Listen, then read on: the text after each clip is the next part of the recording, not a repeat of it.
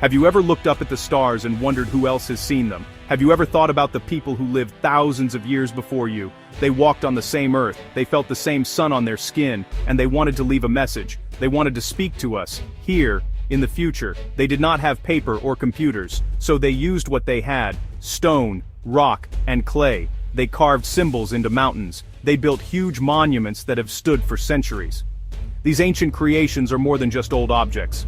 They are voices from the past, calling out to us across the vast ocean of time. They invite us to listen and to understand their world. These messages are not always easy to read. They are like puzzles, waiting to be solved. We find them in the deepest deserts and on the highest mountains. Each discovery tells us a small piece of a very big story, the story of humanity. When we stand before a giant pyramid, or look at a delicate carving, we connect with our ancestors. We can almost feel their presence. We can imagine their hands shaping the stone. We can wonder about their hopes, their fears, and their beliefs. They are not just historical facts in a book. They are real people who lived, loved, and dreamed, just like we do today. This essay is a journey to some of these mysterious places. Imagine walking through a landscape untouched by modern life. The air is still and the only sounds are the wind and your own footsteps. Suddenly, you see it. A carving on a rock face, a strange statue looking out at the horizon, or a massive stone structure that seems impossible to build. In that moment, time seems to stop. You are standing in two worlds at once, your own and the world of the people who made this. You are part of a conversation that started thousands of years ago. What were they trying to tell us? What did they want us to know about their lives and their understanding of the universe? The clues are all around us, waiting to be discovered. This journey will take us across the globe, from the sands of Egypt to the mountains of Kyrgyzstan. We will explore 5 ancient sites that hold deep mysteries. We will look at strange art and incredible structures. We will ask questions that scholars are still trying to answer. What secrets do the Djed pillars of Saqqara hold? Who were the strange figures painted in Tassili Najar? This is not just a trip through history, it is an exploration of the human spirit. It is a quest to understand our shared desire to leave a mark on the world, to say, we were here. Remember us. Let's begin our journey and listen to the voices from the past. Our first stop is in Egypt, a land famous for its pyramids and pharaohs, but we are going to a place called Saqqara to look at something less famous but just as mysterious. Deep beneath the step pyramid of Djoser, there are hidden chambers. The walls of these chambers are decorated with beautiful blue tiles, and among these tiles, we find images of the Djed pillar. The Djed is a strange symbol in ancient Egyptian culture. It looks like a pillar with 4 horizontal lines at the top. Officially, it represents stability and the backbone of the god Osiris. But some people see something more in these carvings. They see something that looks surprisingly modern.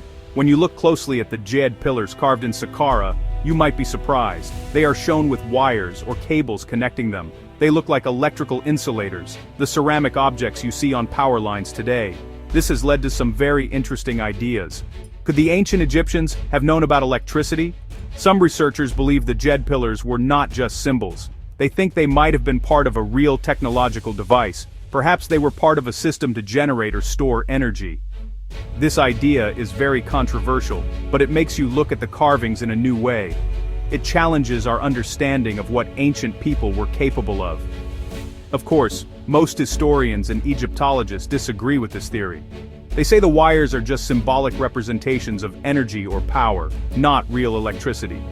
They argue that the Djed pillar has always been a powerful religious symbol. It was a way for the pharaohs to connect with the gods and ensure the stability of their kingdom for eternity. The carvings in Saqqara were meant to give the pharaoh power in the afterlife. They were magical spells, not technical diagrams. But even if they are just symbols, they show how important the idea of power and energy was to the ancient Egyptians. The mystery remains, and the debate continues to this day. Standing in the silent chambers beneath the ground, you can feel the weight of history. The air is cool and still. The blue tiles shine in the dim light. You can trace the lines of the Djed pillars with your finger and wonder, were these people trying to show us a lost technology?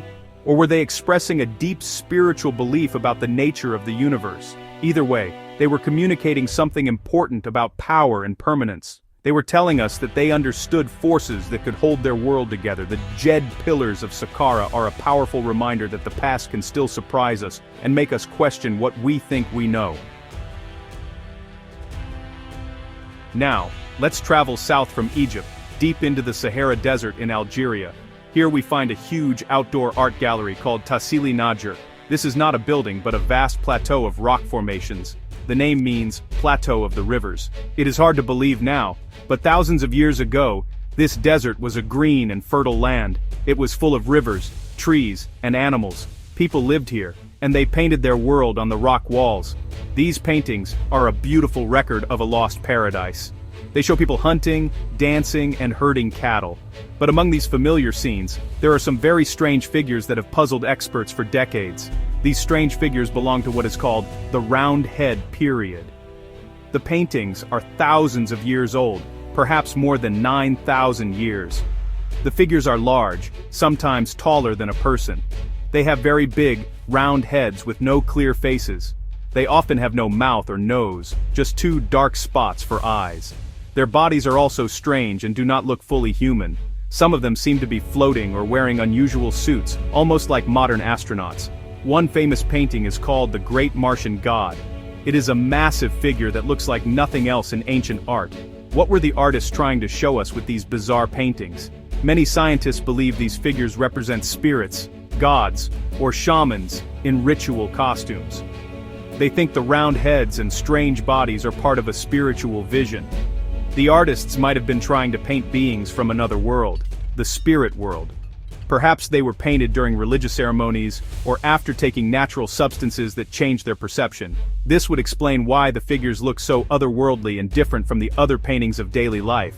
They are not pictures of real people, but pictures of powerful spiritual beings that the ancient people believed in. It was their way of connecting with the divine and showing its power. But there is another, more exciting theory. Some people look at these paintings and see evidence of ancient aliens. They believe the round-head figures are realistic drawings of extraterrestrial visitors. The strange suits look like spacesuits, and the large heads look like helmets. Did beings from another planet visit Earth thousands of years ago? Did they meet the people of Tassili Nadjer? This idea is very popular, even if there is no scientific proof. When you see the paintings for yourself, it is easy to understand why. They fire up the imagination, they make you feel a sense of awe and wonder, and you are left asking, who or what were these strange beings? Our journey now takes us to ancient Mesopotamia, the land between the Tigris and Euphrates rivers, in modern-day Iraq. This is where one of the world's first great civilizations, Sumer, was born. The Sumerians invented writing, the wheel, and the city. They were incredible innovators, who changed the course of human history. They left behind thousands of clay tablets covered in cuneiform script, telling us about their laws, their trade, and their stories. But they also left behind mysterious objects that hinted a fascination with the sky. Among these are small, detailed models of what some people call sun chariots, which look surprisingly like modern flying machines. These artifacts are often found in ancient tombs and temples. They are small, usually made of clay or metal. Officially, they are described as models of religious objects or perhaps children's toys. They often have wings, a tail fin, and a small space for a pilot. Archaeologists usually interpret them as representations of a god's chariot, a vehicle for the sun god Shamash to travel across the sky. In ancient mythologies, it was common for gods to travel in magical chariots. These objects were likely used in religious rituals to honor the gods and to ask for their protection. They were symbols of divine power and the journey of the sun. However, when you look at these objects with fresh eyes, you might see something else. Some researchers in the ancient astronaut community have pointed out how much they look like airplanes. One famous example from a Sumerian tomb has clear wings and a tail, just like a modern aircraft. It has been tested in wind tunnels and shown to be aerodynamic. Could these be more than just toys or religious symbols? Could they be models of real flying machines that the Sumerians saw or even built? This idea suggests a level of technology that seems impossible for an ancient civilization. It opens up a world of questions about lost knowledge. Whether they are models of divine chariots or ancient aircraft, these objects tell us something important. They show that the Sumerians were obsessed with the idea of flight and travel to the heavens. They looked up at the sun, moon, and stars and dreamed of reaching them. They imagined their gods soaring through the sky, and perhaps they dreamed of joining them. These small artifacts are expressions of a deep human desire to explore, to go beyond our limits, and to touch the sky. They are a message from our ancestors that says, we looked to the stars and wondered, just as you do. They connect our modern age of space exploration to the earliest dreams of flight. Let's cross the Atlantic Ocean to Mexico, to a region called Guerrero. Here, in the village of Xochipala, some incredible artifacts were discovered in the mid-20th century. These are small ceramic figurines, but they are unlike anything else found in the area. They are much older than the famous Olmec civilization, which is often called the mother culture of Mesoamerica. These figurines date back as far as 1500 BC. The most famous of these is the Xochipala head. It is a small, beautifully crafted head of a person, but it has a very strange and mysterious look. It challenges our ideas about the history of art and civilization in the Americas. The Xochipala head is incredibly realistic and full of expression. The artist who made it was clearly very skilled. The head is tilted slightly and the person seems to be in deep thought or meditation. The eyes are closed, and the mouth is slightly open.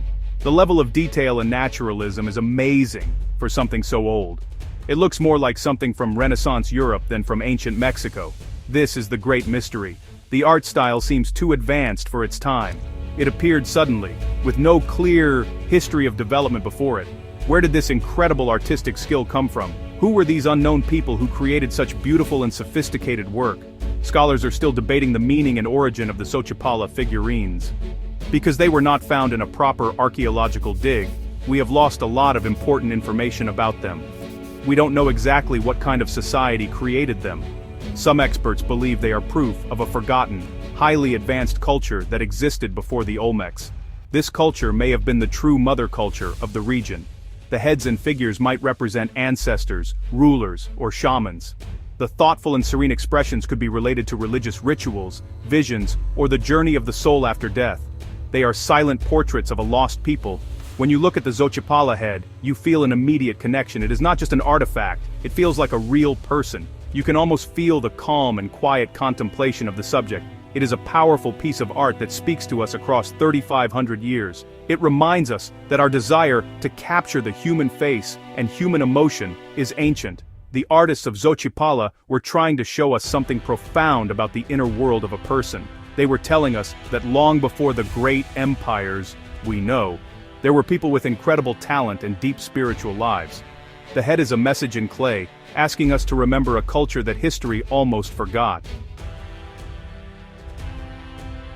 For our final destination, we travel to the high mountains of Kyrgyzstan in Central Asia. Here we find a sacred place called Saymalu Tash, which means patterned stones. It is a huge gallery of rock carvings, or petroglyphs, scattered across two valleys. There are over 10,000 individual carvings here, made over a very long period, from 3000 BC to the Middle Ages. To reach this place, you must travel high into the mountains, far from any city.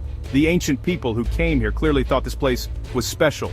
It was a holy site, a place to connect with the gods and the cosmos. The images they carved tell a story of their lives and beliefs. The petroglyphs at Saymalu Tash show a wide variety of subjects. There are many pictures of animals, like ibex, wolves, and snow leopards. There are scenes of people hunting with bows and arrows.